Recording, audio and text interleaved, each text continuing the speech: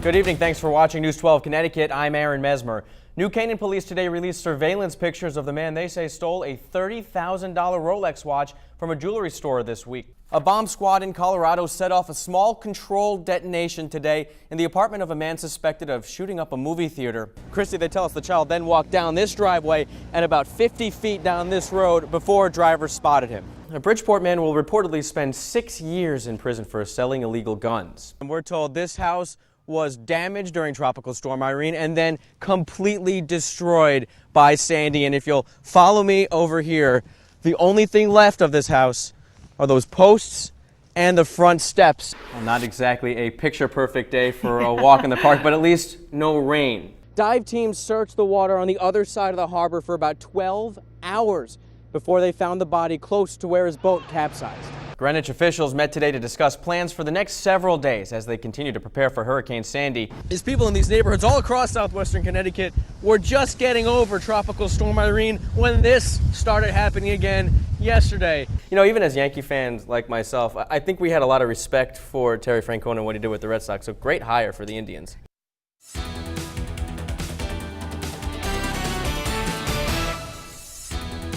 Good evening. Thanks for watching News 12 Connecticut. I'm Mesmer.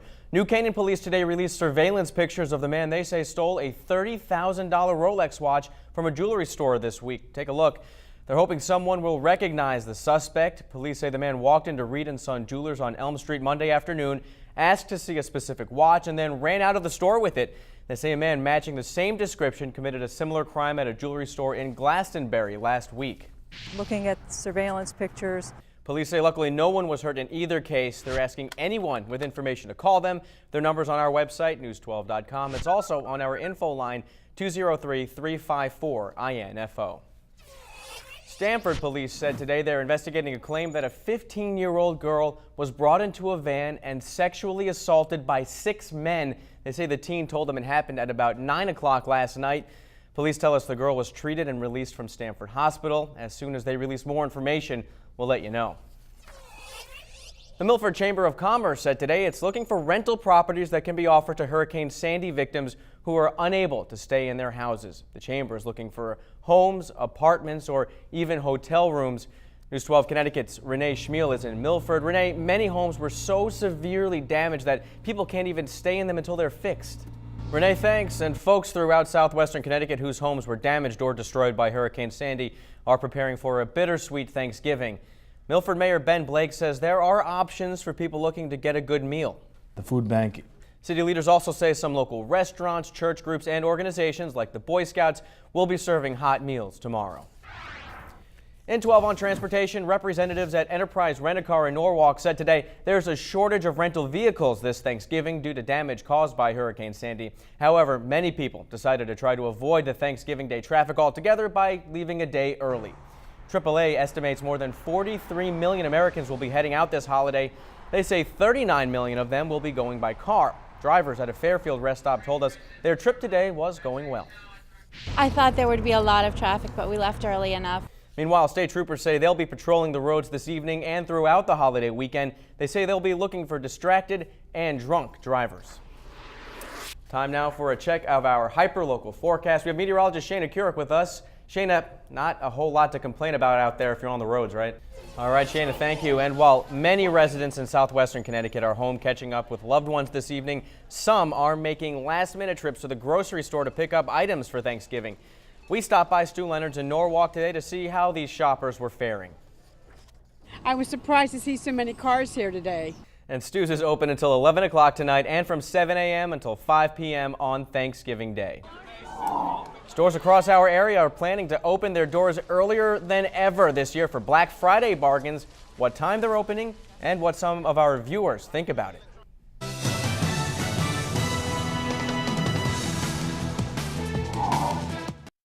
Dive teams searched the water on the other side of the harbor for about 12 hours before they found the body close to where his boat capsized. The cries echoed across the marina. Loved ones embraced, unable to hold back their tears, while dive teams searched for a missing boater. But the sun rose and hope faded that Keith Morris survived the wreck. Then came the news police had prepared onlookers for. At approximately 12:15 p.m., divers recovered the body of Keith Morris. Stamford police say Morris was operating a boat that hit a stone break wall in the water and capsized. The break wall is a massive stone structure that's out there to guard the harbor against storms. Investigators rescued 4 passengers in the boat, 2 of whom were trapped in an air pocket for 45 minutes inside the overturned vessel. Officers described how frightening that was for them. You're talking about being in an air pocket in a very small space that's completely dark. So you can imagine that they're probably pretty upset. Police tell us survivors and loved ones were too distraught to talk on camera. Authorities say although the search for Morris is over, the investigation into what happened is just beginning. We go back for 24 hours and find out what the deceased person did for 24 hours prior to the accident, step by step, to determine what happened and what they were doing.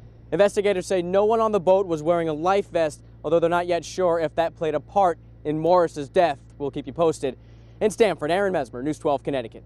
American neighbors say that happened right down the road. They say they saw a federal agent actually try to shoot out that car's tires as it headed toward them. A car alarm blared for hours this morning, but the sound neighbors heard earlier was far more alarming to them. I heard 3 or 4 gunshots pretty quickly, then I heard a car like it was going off the road. One witness says a school bus was nearby as this happened. And then 5 minutes later, the cops were all over the place. 3 men allegedly connected to the incident were arrested at a home on Voight Avenue. We're told that at least one other person was also arrested separately. One neighbor wasn't all that stunned by the police activity. I didn't know what was going on, but it doesn't surprise me that, things like this go on in this neighborhood. Earlier in the day, FBI and police raided a condominium on North Avenue, but released the 2 suspects. But it was the shots fired as kids were going to school that had one neighbor concerned. You don't want to hear that, you're just hoping that it doesn't affect you in any way. We're told a nearby school in Trumbull was actually put on lockdown after the incident here, and we will, of course, keep following this story for you. In Bridgeport, Aaron Mesmer, News 12 Connecticut.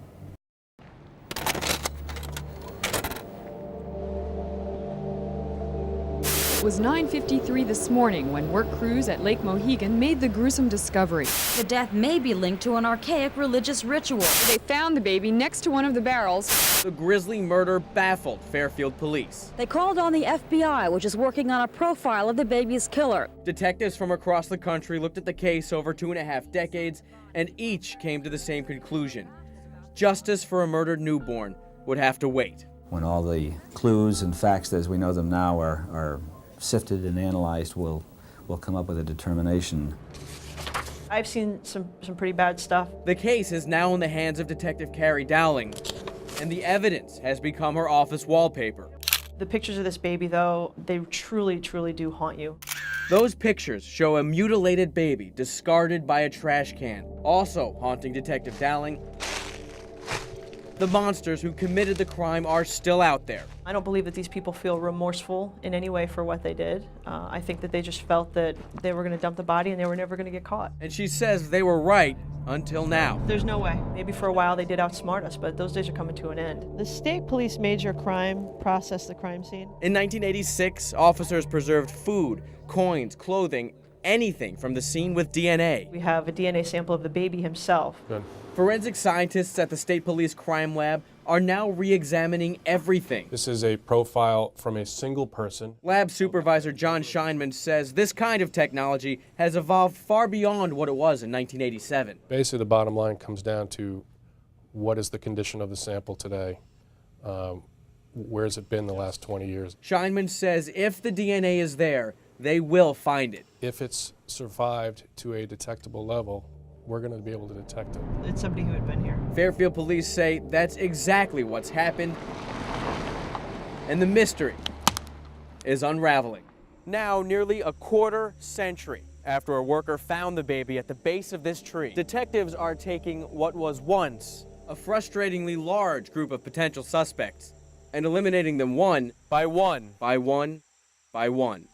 We've definitely eliminated a lot of people that at one point the investigation was kind of targeting. But back in 1986, Detective Dowling says the clues that once pointed to a religious ritual Approximately, the baby was right around at the base of it. now point to an elaborate cover-up. And then the ritualistic items were found at the base of the tree. And she has a message for everyone involved. We're going to be arresting everybody and anybody who was involved in this and who knew about it and helped conceal it. We're coming. And it's really that simple.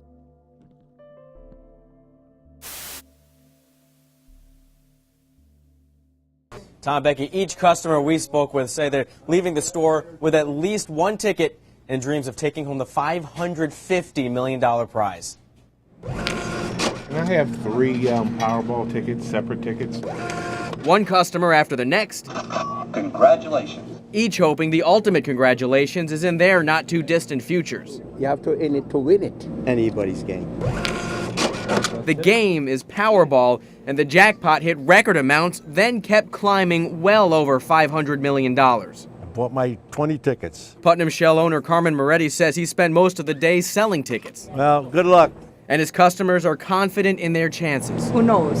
One thing we do know, hitting the jackpot is far from easy. The odds of winning Powerball are 1 in 175 million. To give you an idea how slim those chances are, here are some things that are more likely to happen. According to some odds-related websites, the chances of dying while falling off a ladder, 1 in 2.3 million.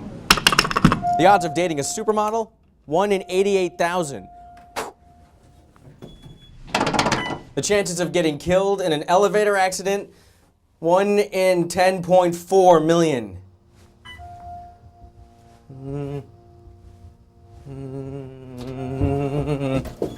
And the odds that a vending machine will kill you, 1 in 112 million. But so many people say they're willing to take their chances for one reason. It only takes $1. I'm sorry, $2. Some Powerball odds aren't all that bad. If you buy just one ticket, the odds that you'll double your money are 1 in 55. And by the way, if someone does win the jackpot tonight, if they take the cash option, that'll net $360 million before taxes. And we will, of course, let you know what happens. In Norwalk, Aaron Mesmer, News 12, Connecticut.